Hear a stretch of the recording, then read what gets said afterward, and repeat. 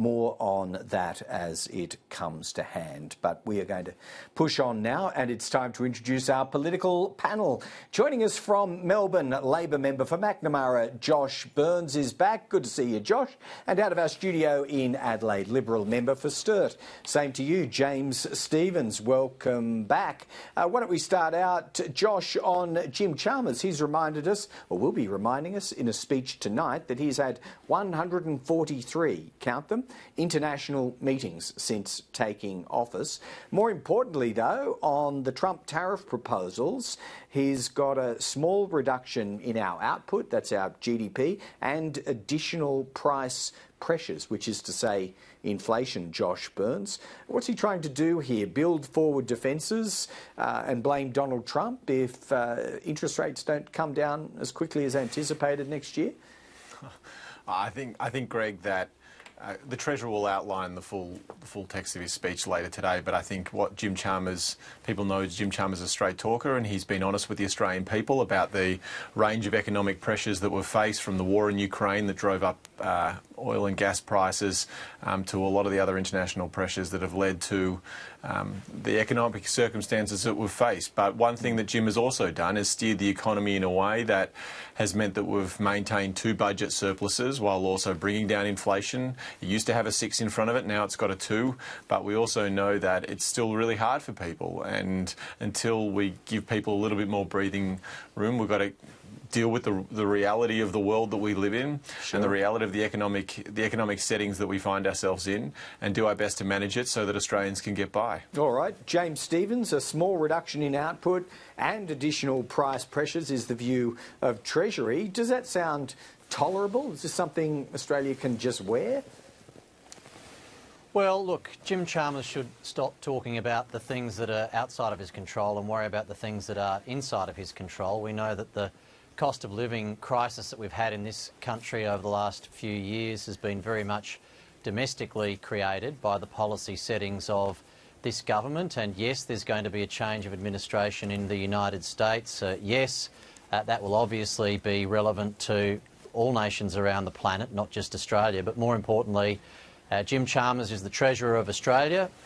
We'd love to hear what he plans to do with the policy levers within his control to help struggling families right now. All right. And could Josh Burns' Australian consumers, in a perverse kind of way, actually benefit from the bilateral proposal, that is the 60% proposal by the US on China?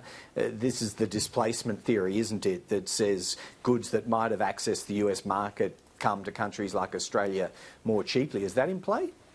Well, I mean, look, I think it's a little bit early to tell. Obviously, the US election happened last week, and the inauguration of the new president will happen in January, of which then I'm sure there'll be a series of economic policies that are introduced, and Australia will deal with them in that time. So I think it's a bit early to say, Greg.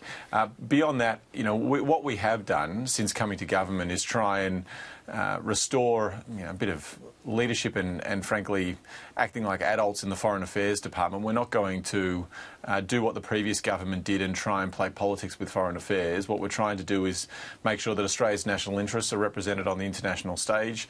The Foreign Minister did so in the Pacific and has done so in restoring trade relations on a whole range of fronts, from barley and wine and you know, minerals and resources to China. We've stabilised the relationship there. Obviously, the relationship with the United States is incredibly important too, and we'll continue to make sure that Australia's relationship with the United States is strong, and that we continue to act for Australia's national interests as well. There are many people grappling with these questions. James Stephens, I'll put this one to you as we change tack away from tariffs to other impending decisions of a second Trump administration. If it pulls out of the UN climate framework, James, what should Australia's approach be, at least on evaluating and then announcing 2035 targets? Should that be slowed or revisited?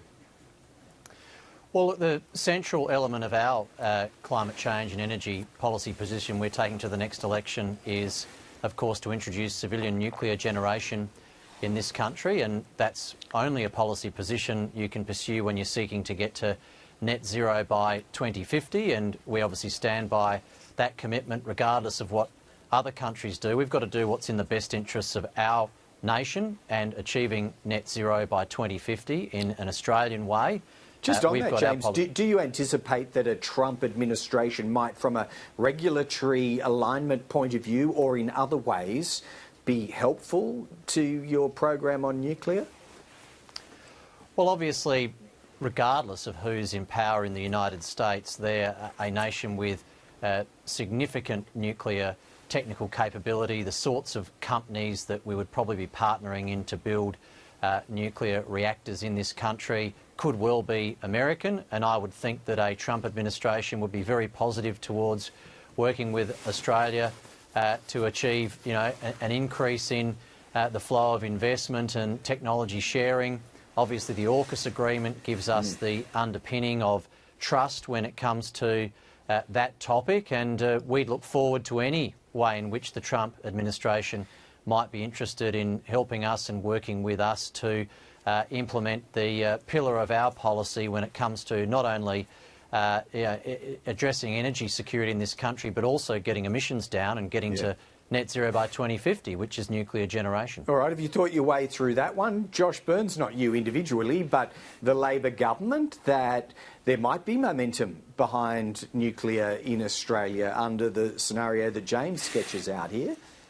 We've had the nuclear debate over and over. This is the most expensive form of energy, and if Peter Dutton wants to subsidise, hundreds of billions of dollars towards power bills, ultimately it's Australian taxpayers who are going to be paying for it, and it's going to mean that higher power bills, higher power prices, it's just ludicrous, and we're not going to have any nuclear reactors in the next 20 years. But let's put that aside for 1 second. The other thing to say with climate change and the geopolitics of it is that the National Party right now are literally having parties in the party room, demanding that Peter Dutton drop the 2050 net zero target. Barnaby Joyce and I think Colin Joyce and Keith Pitt, and these names may not be as familiar with some of our ABC viewers, but the whole National Party room is demanding that Peter Dutton drop commitment to climate change, because we know that these people don't believe in the science and they are living in a backwards world. So I can understand why James is a bit nervous in Sturt, because his colleagues in his coalition are calling for his party and the alternative government of Australia to drop climate targets altogether and to live under a rock. We'll take that on then, James, since you've been so provoked by Josh Burns. This is non-negotiable, right? You will not touch 2050 net zero? Oh, not only that, but our whole nuclear policy, as I say, is underpinned by the fact that it's a zero emissions baseload technology. So the nuclear policy that we've made very clear, we've announced, we've got more detail to come, and that we are unambiguously taking to the next election is completely predicated on the fact that it is what gets us to net zero by 2050. All right. Now, I'm sure I could keep asking you Trump-related questions all afternoon, but let's move on to something that is totally within the remit of the Australian Parliament. I'm talking here about misinformation, disinformation. So you both saw that dealt with and participated in the debate in the House of Reps. It would penalise information that is reasonably verifiable as false, and it has to cause serious harm or have the potential to. Josh, potential problems here with the Constitution? There seem to be some suggestions from witnesses today that could be the case. No, what this is about making sure our social media companies have higher standards and more transparency around the way in which they're managing the content that's on their platforms. We regulate our media companies for the content that they publish. The ABC is regulated. The commercial news outlets and the commercial publishing outlets are regulated. But if you're on a social media company right now, which is by far the most widely used platforms where people are engaging at the moment, it is a free-for-all basically. And when you've got potentially information that is being used to incite violence, the thresholds of what categorises misinformation is extremely high, And when it's about inciting violence, it's about potentially causing serious threats to democracy, to elections.